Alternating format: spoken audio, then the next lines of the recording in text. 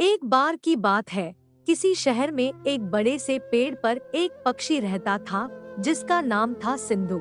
सबसे चौंकाने वाली बात यह थी कि उस पक्षी का मल सोने में बदल जाता था। यह बात किसी को भी पता नहीं थी।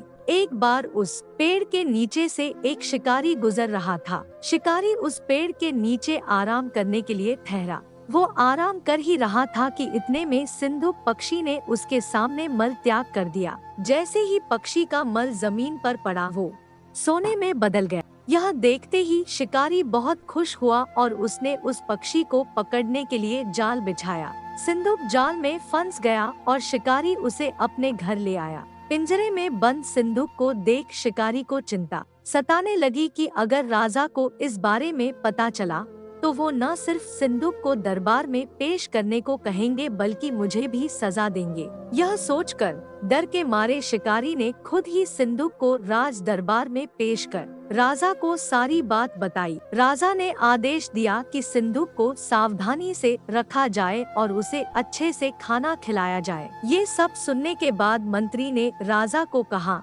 आप इस बेवकूफ शिकारी की बात पर भरोसा मत कीजिए। कभी ऐसा होता है क्या कि कोई पक्षी सोने का मल त्याग करे, इसलिए अच्छा होगा कि इसे आजाद करने का आदेश दें। मंत्री की बात सुनकर राजा ने चिड़िया को आजाद करने का आदेश दिया। सिंधु उड़ते उड़ते राजा के दरवाजे पर सोने का मल त्याग करके गया। यह देखते ही राजा ने मंत्रियों को उसे पकड़ने का आदेश दिया, लेकिन तब तक वो पक्षी उड़ चुका था। उड़ते उड़ते सिंधु कह गया, मैं बेवकूफ था जो शिकारी के सामने मल त्याग किया। शिकारी बेवकूफ था जो मुझे राजा के पास ले गया।